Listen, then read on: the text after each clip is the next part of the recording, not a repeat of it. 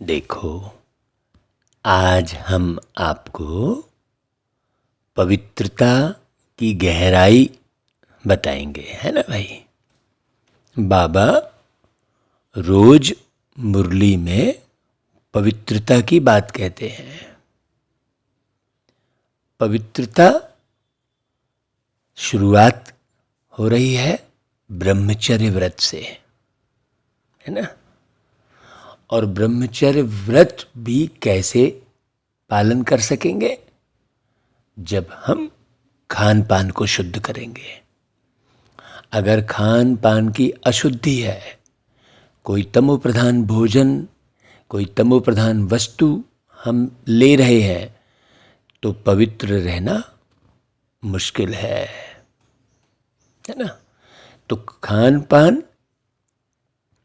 फिर उसके बाद दृष्टि की संभाल, अपने मन के अंदर की सोच, तब पवित्रता के व्रत को धारण किया जा सकता है ना। आज पवित्रता की और गहराई बता रहे हैं। पवित्रता मतलब कहीं भी किसी भी किस्म की कंफ्यूजन ना हो, असमंजस की स्थिति ना हो। अपनी अवस्था पूरी तरह से परिपक्व हो। पवित्रता मतलब परिपक्वता। पवित्रता अर्थात संपूर्ण सत्यता। संपूर्ण सत्यता मतलब रंच मात्र भी देह का भान ना हो, अपने निज आनंद स्वरूप में हमेशा स्थित रहे। निजानंद स्वरूप में। पवित्रता मतलब एक भी प्रश्न जीवन में नहीं रह जाए, जरा भी असमंजस की स्थिति ना हो। पवित्रता यानी पूर्ण रूप से हरेक आत्मा से मिला हुआ, हरेक आत्मा से प्रेम करने वाला, निस्वार्थ, निर्विकार, निराकार प्रेम करने वाला। साकारी वस्तुएं साकार शरीर को चलाने के लिए है ना भाई। बस इतना ही है। ये दुनिया की जितनी भी आप सामग्री देख रहे हैं, दुनिया के जो भी वातावरण देख रहे हैं, वो सब सिर्फ शरीर निर्वाह अर्थ है। आत्मा उसमें उलझे नहीं। आत्मा अर्थात मैं स्वयं उसमें ना उलझूं। हाँ, और ऐसे जो है नई उलझने वालों का ग्रुप तैयार करना। बहुत गहरी बात है ना भाई। आप अकेले पवित्र रह लिए, आप अकेले सब कुछ समझ गए, नहीं। वैसे ही लोग तैयार होने चाहिए। हाँ, जो आपस में रंच मात्र भी कहीं, माने जो संगठन बना है, उस संगठन में कहीं भी एक भी प्रश्न चिन्ह ना हो। बिंदु रूप का मतलब यही हुआ कि प्रश्न चिन्ह ना हो जरा भी। कोई किसी के व्यवहार में उलझे फंसे नहीं। और ऐसा नहीं कि ठीक है सबके अपने अपने अलग अलग व्यवहार हैं, नहीं, सबके व्यवहार एक जैसे हों। पवित्र रहने का व्रत लेना है। बाबा ने कहा, मीठे बच्चे तुम्हें पवित्र रहने का व्रत लेना है, प्रतिज्ञा करनी है। बाकी है निर्जल रखने, भूख हड़ताल आदि करने की जरूरत ही नहीं है। बाबा कोई खाने पीने को छोड़ने की बात थोड़ी कर रहे हैं, लेकिन खाने पीने में फंसना नहीं है कि नहीं। हाँ, लोग तो जल छोड़ने की बात कर देते हैं। जो भक्ति मार्ग में निर्जला शब्द है, निर्जला मतलब जो नीर की तरह पवित्र रह रहा है, सबके काम आने वाला व्यक्ति, सारे अभिमान से मुक्त व्यक्ति। बताओ कितना सुंदर निर्माण कर रहे हैं बाबा। तो जल्दी जल्दी समझना और जल्दी जल्दी स्वयं का निर्माण करना। ऐसे नहीं बस केवल ओम शांति किए जा रहे हैं, ओ बाबा किए जा रहे हैं, नहीं, बहुत बढ़िया किए जा रहे हैं, नहीं, निर्माण करना है भाई। कितना प्रतिशत आप स्वयं का निर्माण किए हुए हैं, और वो निर्माण प्रतिशत में क्यों रहेगा भाई? सोचो, निर्माण हाँ नंबरवार ना हो, निर्माण नंबर 1 हो। हाँ, है कि नहीं भाई? तो पवित्र बनो तो बाबा कहते हैं विश्व का मालिक बन जाएंगे। इस समय दुनिया में सबसे अच्छे कौन है भाई? और कैसे उनको सबसे अच्छा क्यों कहेंगे? इस दुनिया में इस समय सबसे अच्छे गरीब हैं। यहाँ बड़ी गहरी बात समझने की है। गरीब का अर्थ बड़ा गहरा है यहाँ पर। क्योंकि गरीबों को ही बाप आकर मिलते हैं, बाबा कह रहे हैं। सोचो बाबा किन से मिल रहे हैं? क्योंकि रावण को तो बहुत रईस दिखाया है, बड़ी गहरी बात समझना। कंस को भी बहुत रईस दिखाया है, खूब बड़ा महल, ये सब कुछ। और रावण को तो सोने की लंका का राजा दिखाया है गहरी बात बहुत। तो साहूकार तो इस ज्ञान को सुनेंगे ही नहीं। बाप हैं ही गरीब निवाज, गरीबों को ही साहूकार बनाते हैं। अभी वैसा गरीब भी नहीं है कोई। हाँ, बहुत गहरी बात समझने की है। अभी तो इंसान को पता नहीं क्या हो गया है। वो गीत है ना भाई, आज के इस इंसान को ये क्या हो गया, इसका पुराना प्यार कहाँ पर खो गया। आज के इंसान को क्या हो गया भाई, जो केवल अपने अपने में खोया है, केवल अपने शौक में, अपनी शान में, अपने अरमान में, अपने सम्मान में, अपने नाम में। देखो किसी को कोई किसी की फिक्र ही नहीं है। आप गीत तो सुन रहे हो, एक एक गीत के कितनी बार कितने अलग अलग अर्थ आप समझेंगे तो निर्माण होगा भाई अच्छे से। ओम शांति। बाबा कहते देखो बच्चों ने तो गीत सुना, वह दैवी परिवार जिसको ईश्वरी प्यार कहें। अब ईश्वर आके क्या कर रहे हैं? ईश्वर आकर प्यार सिखलाते हैं कि कैसे एक दो को प्यार करना चाहिए। कैसा प्यार? रूहानी प्यार, जिस्मानी प्यार नहीं। आत्मीय प्यार, दैहिक प्यार नहीं। अब यदि हम रूहानी शब्द कह देंगे तो वो नहीं, ये तो दूसरे धर्म का शब्द है कह देंगे। कितने उलझे हुए हैं लोग। तो आत्मीय प्यार कह देते हैं भाई। जिस्म कह देंगे तो कहेंगे नहीं वो तो दूसरे धर्म का शब्द है, हमारे धर्म का शब्द नहीं है। ऐसे शब्दों में उलझे हुए हैं। बाबा बता रहे हैं देखो देखो बच्चे, भारत में कितना सच्चा प्यार था। अभी तो वस्तुओं से प्यार है, वैभव से प्यार है। किसी के घर जा रहे हो तो उसके वैभव दिखाई दे रहे हैं, तो हर एक व्यक्ति एक दूसरे के वैभव को देख के उदास हो रहा है। हाँ, इसलिए उसको सुख नहीं है, इसलिए वो करोड़पति अरबपति रहते हुए भी क्या है, वो कंगाल है। तो भारत में कितना सच्चा प्यार था जब सचखंड था।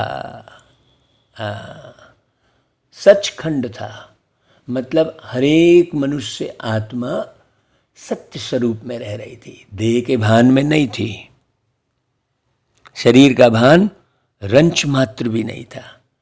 तो ऐसा सचखंड किसने बनाया था भाई? सचखंड बनाएंगे सतगुरु, ना कि गुरु।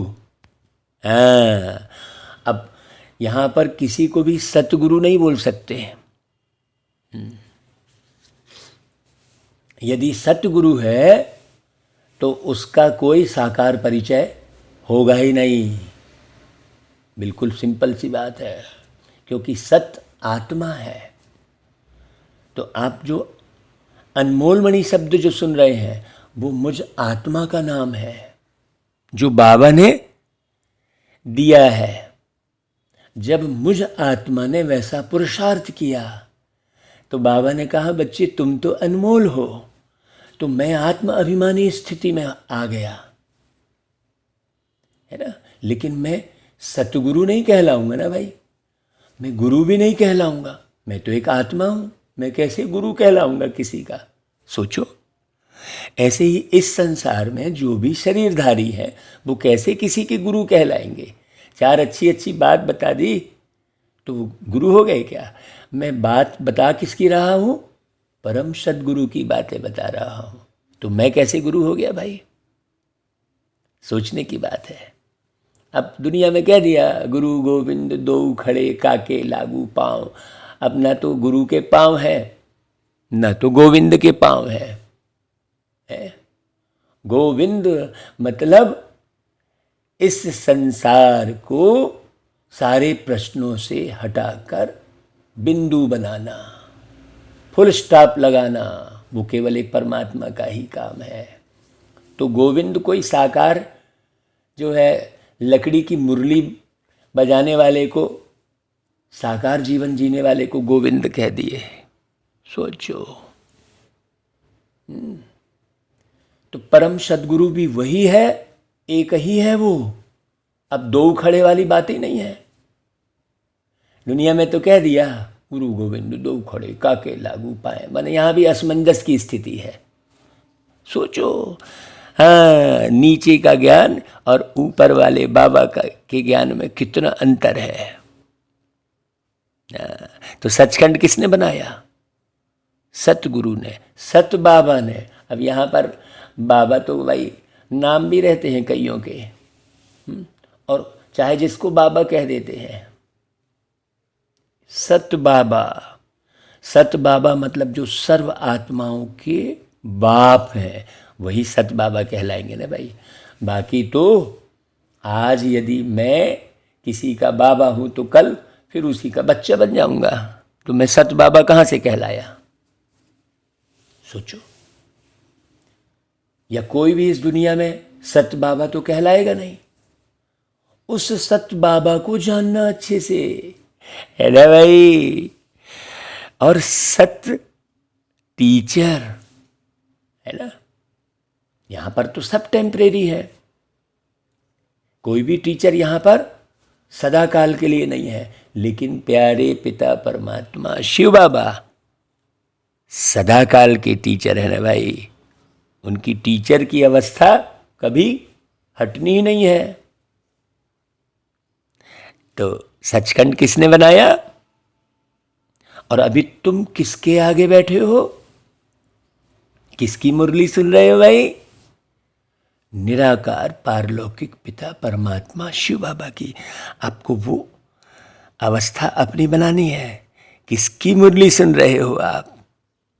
सच बाबा अर्थात जो सच्चा सुख देने वाले हैं, सच्चा प्यार सिखाने वाले हैं, सच्चा ज्ञान देते हैं, उनके सम्मुख आप बैठे हैं। आप कौन बैठे हैं? आप भी निराकार आत्मा बैठे हैं। शरीर का देखो रंच मात्र भी भान न रहे, मुरली सुनते सुनते आप अशरीरी हो जाएं। हाँ, नहीं तो फिर क्वेश्चन ही अंदर में बैठा है। आप कितना भी गहरा ज्ञान सुन लो, यदि अंदर में कंट्रावर्सी है, आपके असमंजस की स्थिति है ना भाई, तो आपको समझ में नहीं आएगा। झूठ खंड में तो सब झूठ है। गाया भी जाता है कि सत्य का संग करो, सत्संग करो, सुख शांति से जीवन बिताना है अगर तो सत्संग करो, है ना। अब सत्संग मतलब आत्मा का हमेशा परमात्मा का संग हो। आत्मा का परमात्मा के साथ हमेशा मिलन हो। परमात्मा के साथ मिलन मतलब जैसे परमात्मा है वैसा ही वो स्वयं के जीवन का निर्माण करे। तो परमात्मा का सत्य परिचय, पूरा पूरा परिचय। तो सत्य तो एक ही है, असत्य अनेक है। सत्य तो एक निराकार बिंदु बाबा है, जो अभी ये मुरली सुना रहे हैं ब्रह्मा के तन में प्रवेश करके, है ना भाई।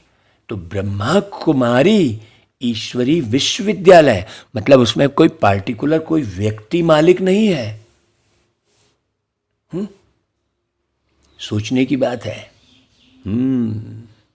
बड़ी गहरी बात। कोई व्यक्ति हेड नहीं है, वो कोई पार्टिकुलर कोई आत्मा हेड नहीं बनी हुई है, परमात्मा मुखिया है यहाँ पर। अब हम पार्टिकुलर किसी आत्मा को हेड मान के चल रहे हैं, भाई ये तो टेम्परेरी कार्य व्यवहार निभाने के लिए है। हाँ, कि भाई जो पूरी तरह से डिवोटी है, समर्पित है, उसको आप अपनी जीवन के सारे कष्ट दे दो, सारे प्रश्न उसके सामने स्वाहा कर दो, है ना भैया। आप जानो, ऐसा है ना भाई। तो सत्य एक ही है। जो बाप भारत को स्वर्ग बनाते हैं, बेहद का वर्षा देते हैं, तुम उस बेहद बाप के सम्मुख बैठे हो, जो फिर से हमको बेहद की बादशाही देने आए हैं। भाई ऐसी बात कोई मनुष्य आत्मा बोल सकती है क्या भाई, कि हम तुम्हें बेहद की बादशाही देने आए हैं। सत्य बाबा एक ही है, जिनके संग से तुम विश्व के मालिक बनते हो। भक्ति में पहले पहले एक ही शिव बाबा की सच्ची सच्ची भक्ति होती है, उसको ही सच्ची अव्यभिचारी भक्ति कहा जाता है। बाबा बैठ तुम बच्चों को सारे चक्र का ज्ञान सुनाते हैं। पहले पहले एक शिव बाबा की भक्ति थी, जिसको अव्यभिचारी भक्ति कहते थे। फिर अभी ज्ञान भी तुमको सच्चा सुनाते हैं, झूठी भक्ति से छुड़ाते हैं। सच्चे बाबा द्वारा तुम ज्ञान सुन रहे हो, है ना, सत्य ज्ञान सुन रहे हो। तुम जानते हो यह सत्य का संग हमको स्वर्ग में ले जाएगा। सच्चे ज्ञान से ही बेड़ा पार होता है, और जो झूठा ज्ञान सुनाते हैं उससे बेड़ा गर्क होता है ना भाई। हम कल एक बात लिख रहे थे कि लोगों को हम ऐसे बताएंगे कि भाई अभी तो आप कृष्ण की जीवन कहानी सुन रहे हो, आप अपनी जीवन कहानी कब समझोगे। और जो तुमने इस शरीर में बैठकर जो जीवन कहानी, इस जीवन की तुम गाथा गा रहे हो, वो तो तुम जी रहे हो, उसकी गाथा गाने की जरूरत क्या है। आत्मकथा को समझो। आत्मकथा बोल रहे हैं और सारी कथा लिख रहे हैं इस शरीर वाले जीवन की। आत्मा की कथा तो कोई लिखा ही नहीं आज तक, और कह देते हैं आत्मकथा। सोचो, सच्ची आत्मकथा तो प्यारे पिता परमात्मा ही सुनाते हैं। हाँ, है कि नहीं भाई? बहुत अच्छे से सुनना समझना। जब तक आप इस दिशा में कदम नहीं बढ़ाएंगे तब तक आपको कुछ भी समझ में नहीं आएगा। अब भाई, कोई भी व्यक्ति जिसे हम बाबा का ज्ञान सुनाते हैं और एकदम गहरा मान लो सुनाते हैं, बहुत अच्छे से सुनाते हैं, है ना, तो वो इंटरेस्ट तो लेगा, लेकिन उसे उतनी जल्दी समझ में नहीं आएगा। क्यों? और कईयों को तो खराब भी लगेगा। क्यों खराब लगेगा? क्योंकि उसकी सारी आस्था, सारी श्रद्धा जो झूठी दिशा पर लगी हुई थी, उसको एकदम से ठेस पहुंचती है, तो वो तिलमिला जाता है इस ज्ञान को सुनकर। ये ज्ञान एक ऐसा तीर है, हाँ, जो आत्मा बिल्कुल सोचने में मजबूर हो जाती है। जब हम किसी को एकदम अच्छे से ज्ञान बताते हैं तो थोड़ा तो वो हड़बड़ाएगा ना भाई, क्योंकि उसकी श्रद्धा कहीं और लगी हुई थी, झूठी श्रद्धा में। उसे ये भी पता नहीं था कि मैं झूठी श्रद्धा में हूँ। श्रद्धा का अर्थ ही नहीं जान रहा हूँ। श्रद्धा अर्थात श्रेष्ठ धारणाओं में जीवन जीना है। श्रद्धा सुमन मतलब श्रेष्ठ धारणाओं से सुसज्जित मन है। तो बाबा आके क्या करते हैं? झूठी भक्ति से छुड़ाते हैं। है कि नहीं भाई? सच्चे ज्ञान से ही बेड़ा पार होता है, और जो झूठा ज्ञान सुनाते हैं उससे तो बेड़ा गर्क होता है। उसको अज्ञान कहा जाता है। सच्चा ज्ञान सिर्फ ज्ञान के सागर परमात्मा ही सुना सकते हैं। हाँ, है ना भाई? मैं अनमोल मणि नहीं सुना सकता सच्चा ज्ञान। बाबा ने, है ना भाई, मुझ आत्मा को देह के भान से मुक्त किया है और आत्माभिमानी स्थिति में टिकाया है। हाँ, लेकिन ज्ञान तो सच्चा ज्ञान परमात्मा ही सुना रहे हैं। हम परमात्मा के सुनाए हुए ज्ञान को आप तक पहुंचा रहे हैं। तो ज्ञान के सागर तो परमात्मा को ही कहेंगे। है कि नहीं भाई? बहुत गहरी बात। तुम बच्चे सारे चक्र की हिस्ट्री जाग्रफी को समझ गए हो, बाबा कह रहे हैं। तो यह सच्चा सच्चा बाबा, सच्चा सच्चा टीचर है। सतयुग में भी सच्चा बाप कहेंगे, क्योंकि वहां झूठ होता ही नहीं है। ईश्वर को सर्वव्यापी नहीं कहते। झूठ तो तब शुरू होता है जब झूठ बनाने वाले 5 विकार आत्मा में प्रवेश कर जाते हैं। विकारों के वशीभूत हो जाती है आत्मा। विकारों के वशीभूत कहाँ से शुरू हुई? जब आत्मा अपने ओरिजिनल स्वरूप को भूल देह को सब कुछ समझने लगी। हाँ, आपके शौक यदि दैहिक शौक हैं तो आपको कभी सुख नहीं मिलेगा, और यदि आपके आत्मिक शौक हैं तो आप सदा सुखी रहेंगे। हाँ, आत्मा को संपन्न बनाने की कशिश है अंदर में। तो अभी तुम बच्चों को बुद्धि में है कि हम बेहद के निराकार बाप के सम्मुख बैठे हैं। भाई ये है? पूछो जरा अपने आप से, ये हमेशा कि हम बेहद बाबा के सम्मुख बैठे हैं। हम माने मैं आत्मा कहाँ बैठी हूँ? भ्रुकुटी के बीच बैठी हूँ, और मुझ आत्मा के बाजू में निराकार बाबा बैठे हैं। फिर और कोई अलग से अनुभव करने की ज़रूरत ही नहीं पड़ेगी। आपके बिल्कुल बाजू में बैठे हैं बाबा, सम्मुख बैठे हैं। सम्मुख मतलब मुझ आत्मा का मुख, शरीर का मुख नहीं। शरीर के मुख की बात ही नहीं है। देखो कितनी गहरी बात। मुझ आत्मा के नयन परमात्मा को देख रहे हैं, तो शरीर वाले नयन नहीं।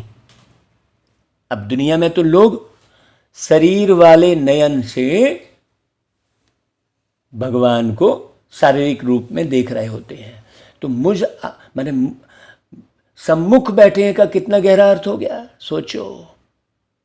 हाँ, मुख कौन सा है, बड़ी गहरी बात। नयन कौन से हैं, सम्मुख बैठे हैं तो देख रहे हैं, हम देख रहे हैं तो कौन से नेत्र से देख रहे हैं।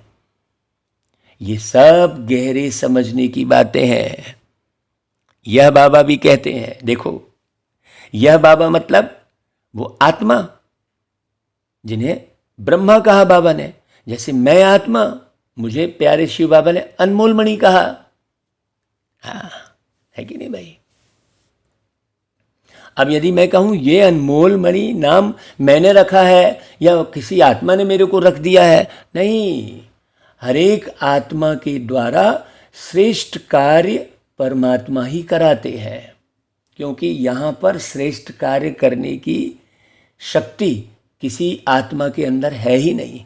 यदि कोई आत्मा यहाँ श्रेष्ठ कार्य कर रही है, अच्छा ज्ञान मान लो सुना रही है, तो वो परमात्मा ही उससे करवा रहे हैं। इसलिए कहीं भी उलझना नहीं है। तो श्रेष्ठ कार्य आपसे जो भी हो रहे हैं वो केवल परमात्मा ने आपसे कराया है, ये भान हमेशा रहे, चाहे आप कोई भी श्रेष्ठ कार्य कर रहे हैं। तो यह बाबा भी सम्मुख बैठे हैं, बोले बाबा देखो आ गई वही बात। ब्रह्मा बाबा की भ्रुकुटी में शिव बाबा बैठे हैं, तो सम्मुख कौन बैठा है, आत्मा बैठी है ना भाई, है ना। तो बाबा कहते हैं वो आत्मा को याद करता हूं मैं। तो जब बाबा आत्मा को याद कर रहे हैं, आप आत्मा को याद कर रहे हैं, तो अंदर की सोच कितनी प्योर होनी चाहिए। क्योंकि बाबा आपके गले की आवाज़ को थोड़ी सुनते बैठे हैं। सोचो, आप तो गले की मधुर आवाज़ आत्माओं के आकर्षण के लिए बनाओ अच्छे से बढ़िया, ताकि लोग आए आपके पास, है ना भाई, आपसे स्नेह करें। जब आपसे लोग स्नेह करेंगे निस्वार्थ, तब आप उन्हें बाबा का बना सकेंगे। है गहरी बात। तो बाबा, ब्रह्मा बाबा कहते हैं घड़ी घड़ी मैं याद करता हूं, बाबा का बच्चा हूं ना। तो तुमको तो इस साकार को छोड़ उनको याद करना है। हमारे लिए तो एक ही बाबा है, तुम्हारे लिए थोड़ी अटक पड़ती है।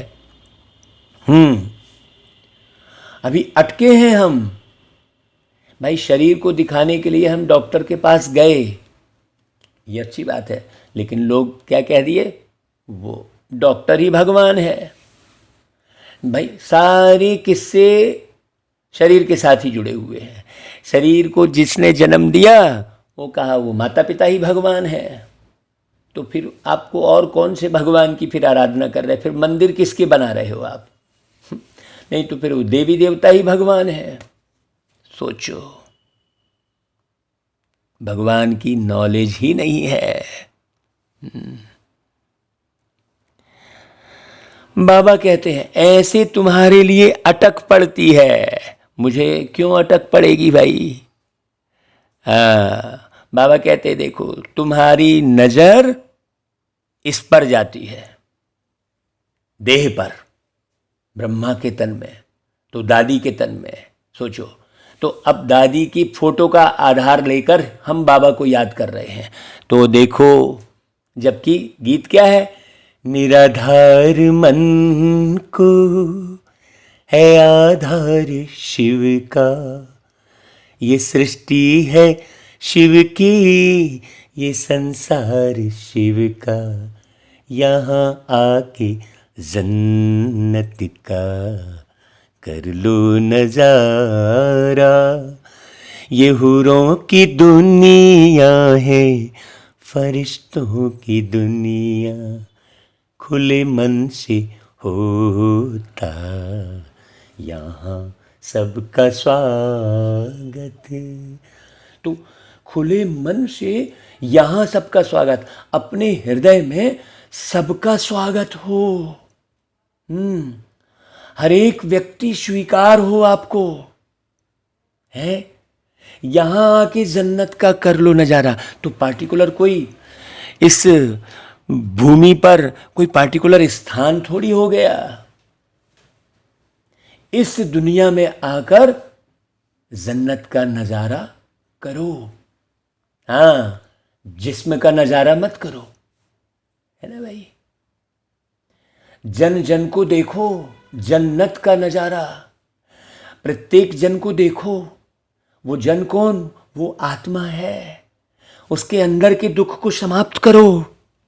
दुखी क्यों है? ना समझी के कारण। क्या चीज नहीं समझी है? सोचो, कितना गहरा चिंतन है ना भाई।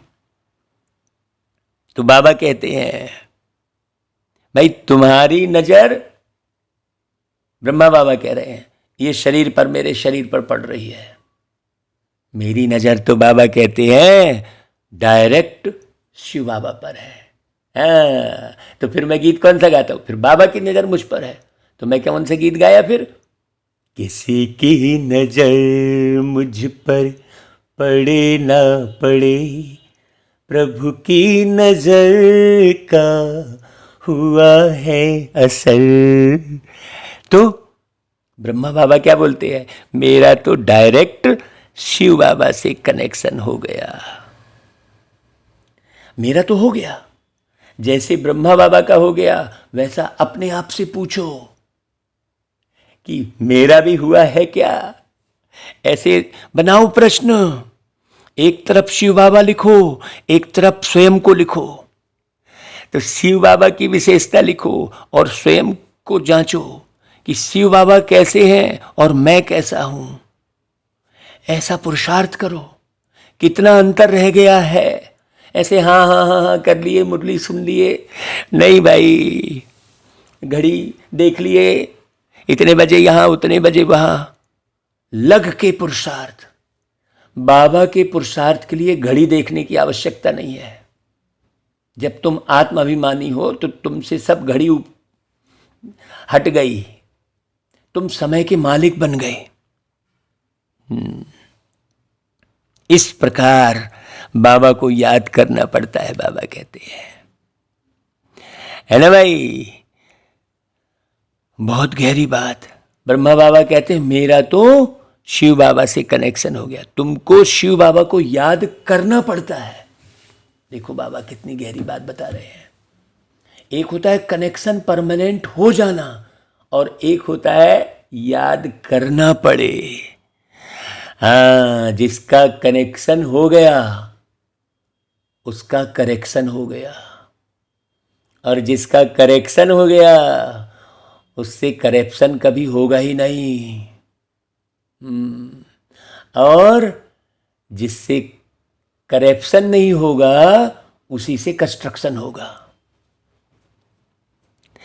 बड़ी गहरी बात समझना भाई। इस साकार को क्रॉस करना पड़ता है कि यह याद ना पड़े। मेरे लिए तो एक ही शिव बाबा है, तुम्हारे सामने तो दो बैठे हैं। हमारे सामने तो सिर्फ एक ही है। ब्रह्मा बाबा कह रहे देखो मैं इनका बच्चा हूं। कितने नशे में कह रहे हैं।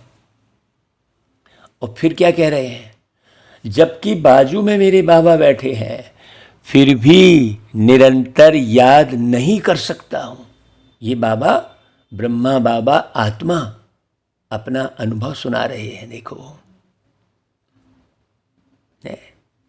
फिर भी निरंतर याद नहीं कर सकता हूं। क्यों? क्योंकि बाबा कहते हैं तुम कर्मयोगी हो। तुम्हारी बुद्धि में तो सारा चक्र फिरता रहता है। सतयुग त्रेता में इतने जन्म पास किए, फिर इतने जन्म लेते लेते 84 जन्म का चक्र पूरा किया। हिसाब है ना भाई। बाबा की बुद्धि में थोड़ी चक्र घूमेगा, शिव बाबा की बुद्धि में थोड़ी चक्र घूमेगा, हमारी बुद्धि में चक्र घूमेगा। तो एक्यूरेट बाबा की फिर याद कहां हुई? केवल बाबा की याद। चक्र घूमेगा ना भाई।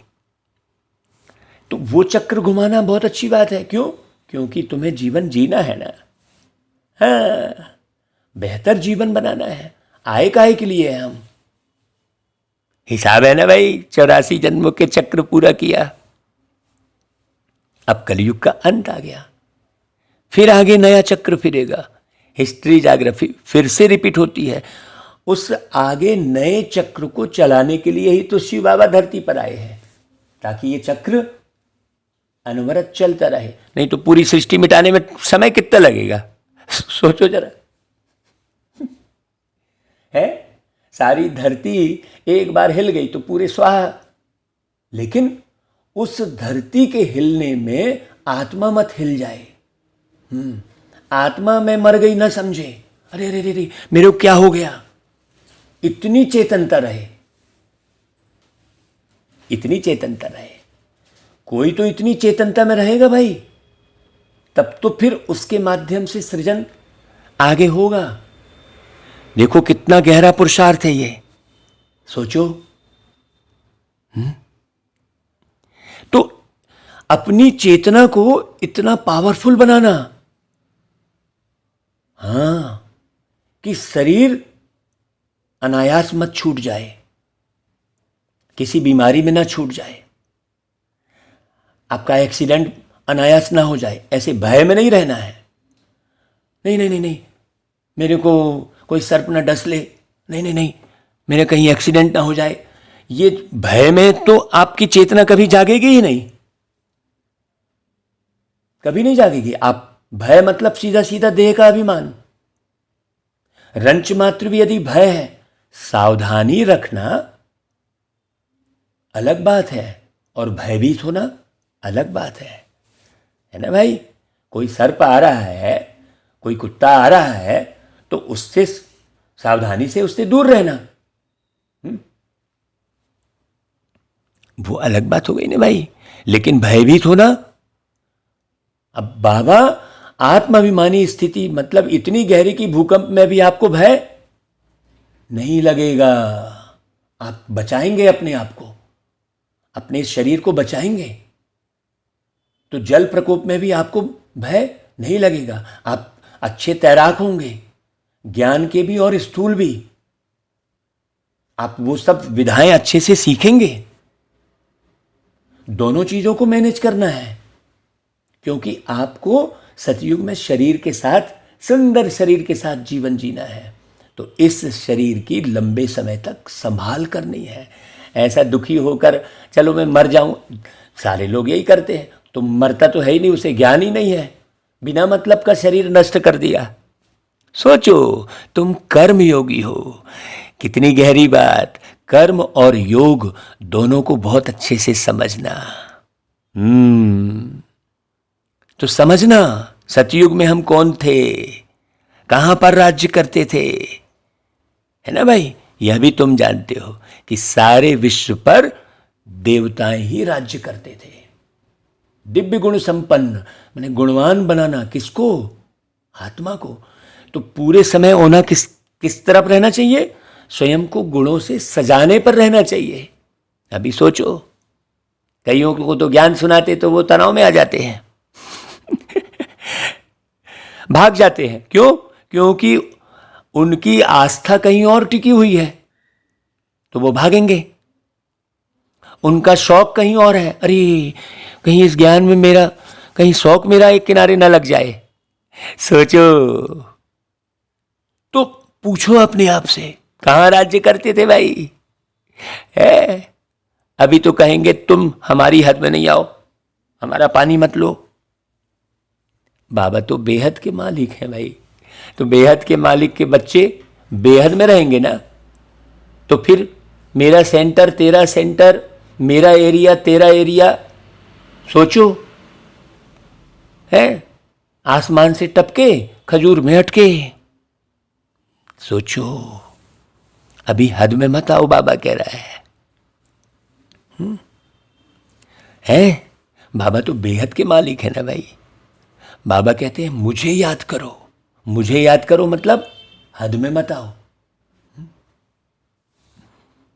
है ये ब्रह्मा बाबा नहीं कह रहे हैं, मुझे याद करो। कौन कह रहे हैं? शिव बाबा कह रहे हैं। इन द्वारा निराकार बाबा तुम आत्माओं को कहते हैं मुझे याद करो। तो तुम कभी रोगी व बीमार नहीं होंगे।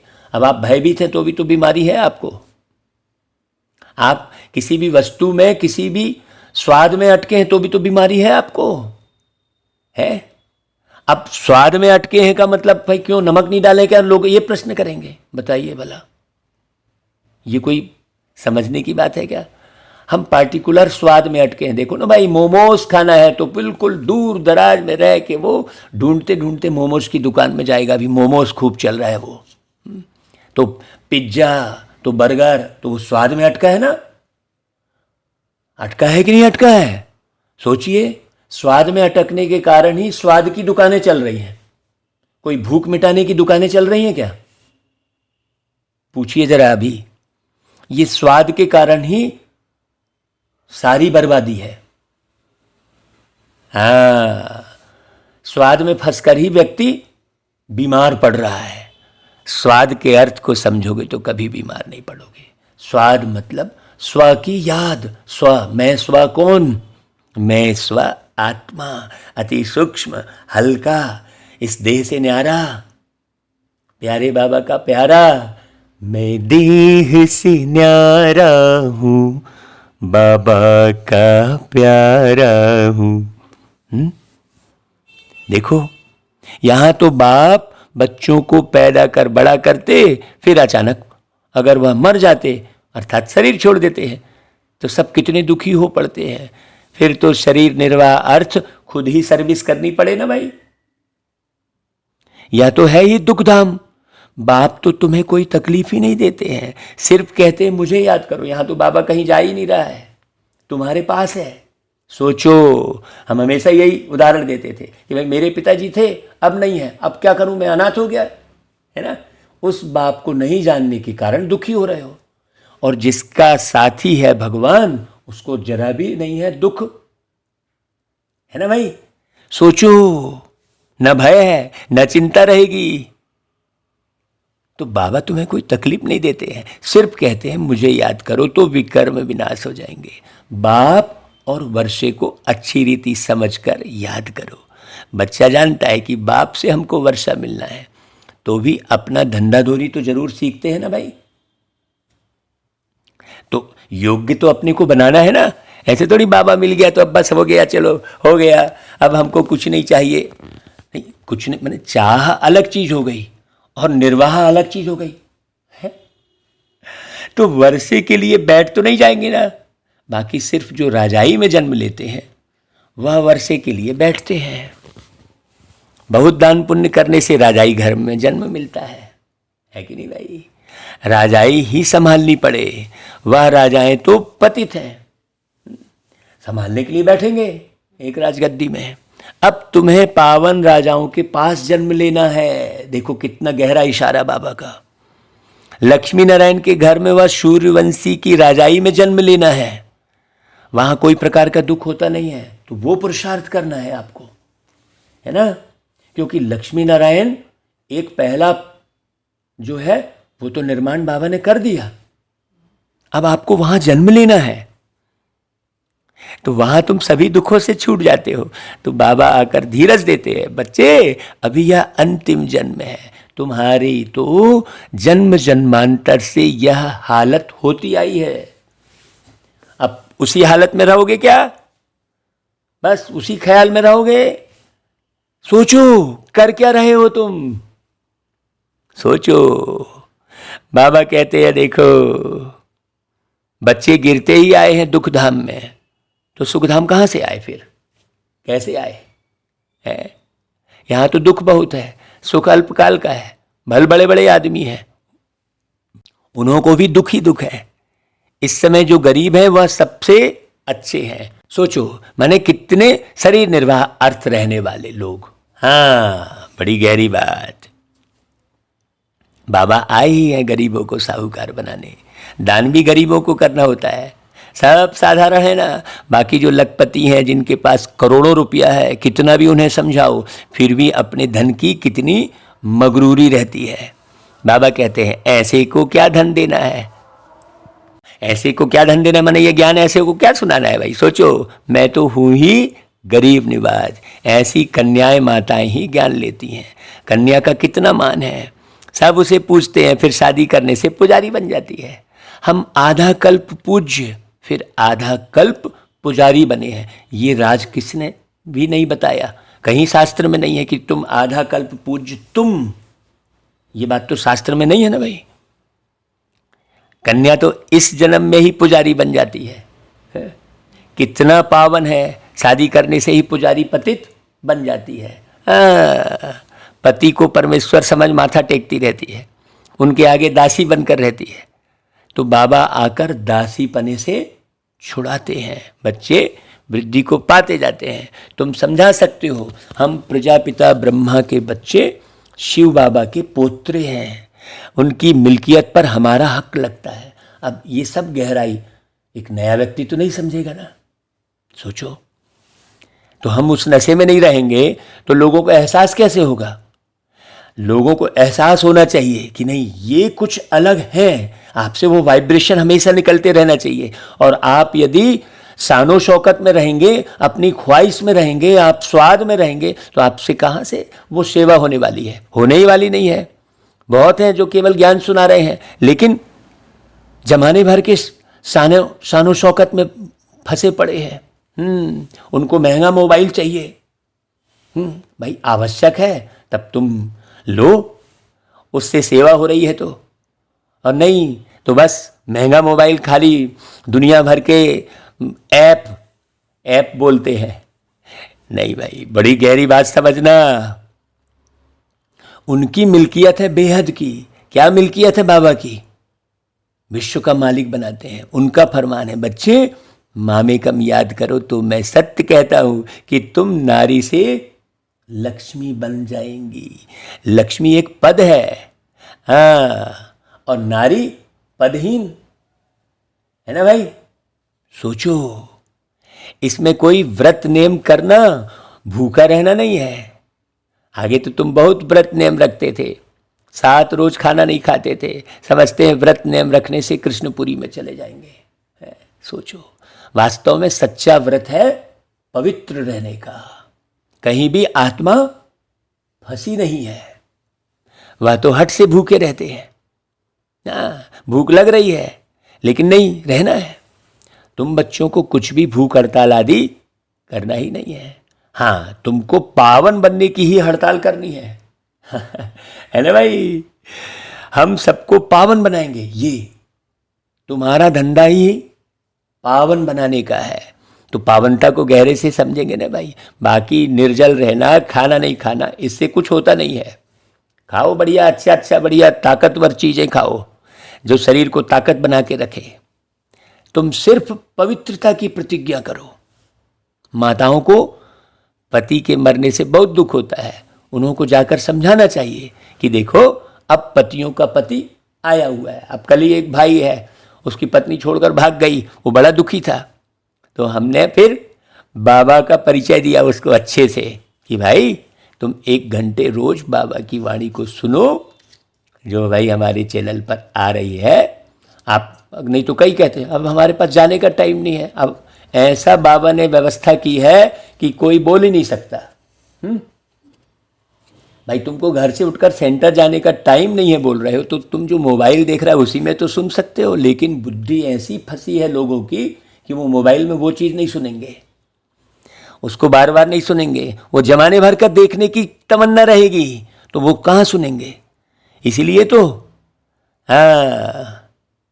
तो उनको जाकर समझाओ। वह कहते हैं सिर्फ मुझे याद करो तो स्वर्ग के मालिक बनेंगे।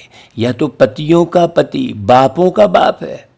पति मर जाए तो स्त्री को ज्ञान समझाए, शिव बाबा से सगाई करा देनी चाहिए, बाबा कह रहा है। तो ऐसे ढूंढना चाहिए आपको, समझाना है कि तुम रोती क्यों भाई। सतयुग में तो कोई रोते नहीं है, झूठ युग के कारण रो रहे हैं ना भाई, देह के भान के कारण रो रहे हैं। यहाँ देखो सब रोते रहते हैं। भारत में सच्चा देवताओं का राज्य था, आज तो 1-2 को मारते कूटते रहते हैं। आसुरी राज्य है ना। लक्ष्मी नारायण का चित्र बहुत अच्छा है, इसमें सारा सेट है। त्रिमूर्ति, लक्ष्मी नारायण, राधे कृष्ण भी है। यह चित्र भी अगर कोई रोज देखता रहे तो याद रहे कि शिव बाबा हमको ब्रह्मा द्वारा यह बना रहे हैं। हाँ, घर में भी छोटे छोटे बोर्ड बनाकर लिख दो। हमने तो अपने घर में ऐसे ही किया है भाई, बिल्कुल दरवाजे पर ही एंट्री में ही लक्ष्मी नारायण की बड़ी बड़ी तस्वीर लगा दी है। और बाहर लिख दिया है ज्ञान की पाठशाला। और फिर अंदर में भी लक्ष्मी नारायण, फिर फ्रिज में भी लक्ष्मी नारायण। जो फ्रिज है उसमें भी सब व्यवस्था है, आप लगा के रखो।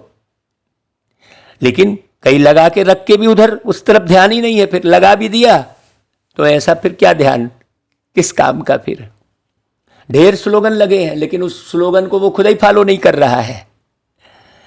तो बोर्ड लगाने के लिए क्या क्यों बोल रहे बाबा कि पढ़ पढ़ के आपका बोर्ड फिर कहाँ लग जाए, माथे में लग जाए आपके। तो बेहद के बाप को जानने से तुम 21 जन्मों के लिए स्वराज्य पद पा सकते हो। धीरे धीरे बहुत मनुष्य बोर्ड देखकर तुम्हारे पास आएंगे। अब तो भाई हाँ, यहां बोर्ड लग गया, लोगों को अलग महसूस हो। बाबा कह रहे देखो तुम रूहानी अविनाशी सर्जन हो, रूहानी सर्जरी का कोर्स पास कर रहे हो। देखो कितनी गहरी गहरी बात बोल रहे बाबा। बोर्ड लगाना पड़ेगा। बोलो, इस बाप को याद करने से तुमको बेहद की बादशाही मिलेगी। बाबा ने प्रश्न बहुत अच्छे लिखे हैं। बाबा के कितने रूहानी बच्चे हैं, बाल बछड़े वाला है ना भाई, इसमें भाई बहन दोनों आ जाते हैं। बाबा के पास आते हैं तो समझाता हूँ कितने बीके हैं, कितना बछड़े वाला हूँ। बच्चे वृद्धि को पाते जाते हैं, तुम समझा सकते हो हम भाई बहन हैं। विकार की दृष्टि जा नहीं सकती है। बाबा कहते हैं देह सहित देह का झूठा संबंध छोड़ मुझे याद करो तो तुम पावन बन जाएंगे। तुम अंजाम भी करते आए हो, मेरा तो एक शिव बाबा दूसरा न कोई। बुढ़िया भी ये 2 अक्षर याद कर लें तो बहुत कल्याण हो सकता है। हमने 84 जन्म लिए हैं, अभी हम ब्राह्मण बने हैं, फिर देवता क्षत्रिय वैश्य शूद्र बनेंगे, इसके बाद तो नीचे ही गिरेंगे भैया। तो इसका आनंद कितना ले लेना चाहिए, सोचो। ब्राह्मण जीवन का आनंद कितना ले लेना चाहिए, उसी आनंद में रहना चाहिए। तो ब्राह्मण जरूर बनना है और बनेंगे भी जरूर, कल पहले मुआफिक ढेर के ढेर बनेंगे। अभी ब्राह्मण बच्चे जो विलायत आदि तरफ हैं वह भी निकल आएंगे, याद तो करते रहते हैं। बाबा कहते हैं अपने कुटुंब परिवार में रहते अपने को आत्मा समझो, शिव बाबा का पोत्रा अपने को समझो। हम ब्राह्मण से देवता बनेंगे यह समझो। कलयुग में मनुष्य हैं, सतयुग में बनेंगे देवताएं। कलयुग में सब आसुरी मनुष्य हैं, अभी तुम देवी संप्रदाय के बन रहे हो। यह बाप ही आकर बतलाते हैं, दूसरा कोई बतला ना सके। इन वर्णों को कोई जानते ही नहीं है। तुम ब्राह्मणी नॉलेज समझा सकते हो, जब तक कोई तुम बी के द्वारा ज्ञान न लेवे तब तक समझ नहीं सकते, तुम ही दे सकते हो। इसमें दिल बड़ा साफ चाहिए। दिल साफ तो मुराद हासिल। कोई कोई का दिल साफ नहीं होता है। सच्चे दिल से सच्चे बाप की सेवा में लग जाना चाहिए। हॉबी होनी चाहिए भाई, हमारा काम है समझाना। यह भी जानते हो 108 से माथा मारेंगे तो कहीं एक की बुद्धि में बैठेगा, 1-2 निकल आएंगे जो कल पहले निकले होंगे। बीके बना होगा वही आएगा, थकना नहीं है। बाबा कह रहे हैं तुम मेहनत करते रहो, कोई ना कोई निकल ही पड़ेगा। कहाँ भी जाओ, मित्र संबंधी के पास जाओ, शादी मुरादी में जाओ, हर एक के कर्मों अनुसार राय दी जाती है। मुख्य है पवित्र रहने की बात। अब आप शादी में गए और आपका रसगुल्ला में ध्यान चला गया तो वो अपवित्रता हो गई ना। सोचो, कहाँ बाहर खाना भी पड़ता है, लेकिन बात समझने की है यहाँ, है ना भाई। अच्छा बच्चे, शिव बाबा की याद में रहेंगे तो माया का असर नहीं होगा। बाबा सबको छुट्टी नहीं देते हैं, लाचारी हालत में देखा जाता है ना। नहीं तो नौकरी छूट जाएगी फिर, है। तो ऐसा थोड़ी है कि बिस्किट खाने के लिए बोला तो हम बढ़िया स्वादिष्ट स्वादिष्ट अच्छी कंपनी की बिस्किट ला के बस शौक पूरा कर रहे हैं। हर एक को अलग अलग राय दी जाती है। बच्चे, बाबा कहते हैं दुनिया बच्चे बहुत खराब है, कईयों के साथ रहना होता है। हाँ, बाबा कहते देखो एक कहानी भी है ना, गुरु ने चेले को कहा शेर की गुफा में रहो, वेश्या के पास रहो, ऐसा परीक्षा लेने भेजा गुरु ने, है? हाँ, वास्तव में वह कोई परीक्षा नहीं है, है? यह तुम बच्चों के लिए है, तुमको शेर के पास तो नहीं भेजेंगे ना बाबा। सोचो, बाप तो समझाते हैं कोई भी हो उन्हों को बाप का परिचय दो, अपने स्वभाव से, अपने संस्कारों से, अपनी दृष्टि से। अब आप ही किसी देह की दृष्टि में पड़ गए तो फिर क्या, तुम्हारा तो पूरा वाइब्रेशन ही खराब हो गया, पूरा चौपट हो गया। एक बाबा के बच्चे की दृष्टि किसी भी नारी की तस्वीर पर भी अगर रुक गई है तो पूरा उसका ज्ञान, उसका योग सब चौपट हो गया। अगर तस्वीर में भी रुक गई तो गहरा पुरुषार्थ है भाई। एक नारी की जो ज्ञान में चल रही है, उसकी आंखें पिक्चर देखते देखते कोई सुंदर पुरुष देह में रुक गई, अब वो पूरी फिल्म कैसे देखेगी? उस देह को ही देखेगी, उसी पात्र को देखेगी, वो पूरी फिल्म में वो वही देख रही है, तो भी पूरा चौपट हो गया, पवित्रता पूरी नष्ट हो गई। बड़ी गहरी बात है पवित्रता की। हाँ, तो बाप का परिचय अर्थात पवित्रता का परिचय। बाबा कहते हैं देखो दिन प्रतिदिन बुद्धि का ताला खुलता जाएगा। भाई झाड़ बढ़ना तो है ना, लेकिन उस झाड़ में खाद पानी देने वाले को ही तो उसका फल प्राप्त होगा। जो झाड़ अपने घर के सामने में स्वयं उगाएगा, है कि नहीं भाई? अपनी बगिया बनाएगा, अपना फार्म हाउस बनाएगा, उस सारे फल का अधिकारी कौन होगा? वही होगा ना। तो झाड़ बढ़ना तो है ना, तब तो विनाश भी शुरू हो भाई। इससे पहले विनाश तो हो ना सके। अब आप विनाश की डेट निश्चित कर रहे हो, पहले ये तो देखो बगिया बनी है क्या, कितने लोग बने हैं, हैं? बाबा ने लिस्ट भी मंगाई थी। यहां तो राजधानी स्थापन हो रही है। बाबा तो कहते हैं सिर्फ मुझे याद करो। अच्छा भाई, बाबा फिर याद प्यार देते, गुड मॉर्निंग करते, नमस्ते करते हैं। अच्छा, धारणा के लिए मुख्य सार। नॉलेज को धारण करने के लिए दिल बड़ा साफ चाहिए। सच्चे दिल से बाबा की सेवा में लगना है, सच्चे दिल से। अभी आप पूछो अपने आप से कि जितने भी बरस आप ज्ञान सुन रहे हो, सच्चे दिल से बाबा की सेवा जो करेगा वो कहीं भी मूंझेगा नहीं, वो थकेगा भी नहीं। तो सेवा में कभी भी थकना नहीं है। दूसरी पॉइंट, वायदा करना है, मेरे तो एक शिव बाबा, दूसरा ना कोई। देह सहित देह के सब झूठे संबंध छोड़ एक से सर्व संबंध जोड़ने हैं। हाँ, शादी मुरादी में भी जाओ, मना थोड़ी है। आप मित्र संबंधियों के यहां भी जाओ, लेकिन किस नजर से आप जा रहे हो? हाँ, संबंधों की राहत पाने के लिए जा रहे हो, संबंधों का सुख पाने के लिए जा रहे हो, कि उस आत्मा का संबंध परमात्मा के साथ बनाने के लिए जा रहे हो? नहीं तो संबंधों की राहत मिलती है। मेरे को मेरा जो है भाई मिल गया, वाह बहुत दिनों बाद मिला मेरा भाई है, बहुत दिनों बाद मिली मेरे को मेरी बहन, मेरी बुआ, मेरी चाची। सोचो है? बाबा कहते हैं देह सहित देह के सब झूठे संबंध छोड़, एक से सर्व संबंध जोड़ने का अर्थ कितना गहरा है? गरीबों को ज्ञान धन का दान देना है, पात्र देखकर। अच्छा भाई, वरदान, भाग्य और भाग्य विधाता की स्मृति से। देखो, भाग्य और भाग्य विधाता की स्मृति से सदा खुश रहने वाले और खुशियां बांटने वाले सहज योगी भव। संगम युग खुशियों का युग, मौजों का युग है? तो सदा खुशी में रहो।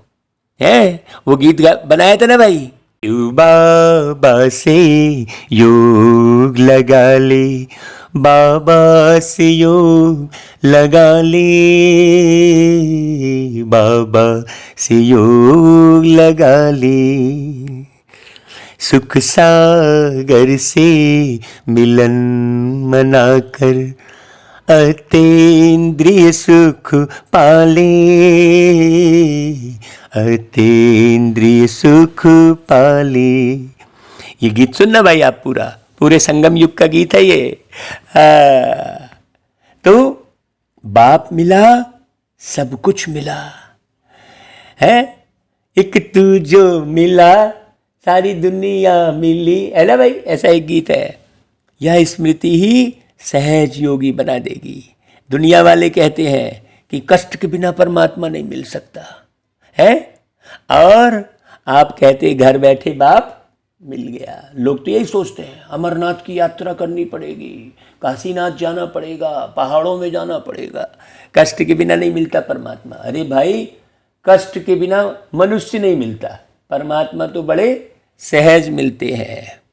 खुशियों का सागर मिल गया, इसी खुशी में रहो, यह भी सहज योग है। अच्छा भाई, स्लोगन, शुद्धि और विधि पूर्वक हर कार्य करने वाले ही सच्चे सच्चे ब्राह्मण हैं। हाँ, बड़ी गहरी बात। अच्छा भाई, ओम शांति।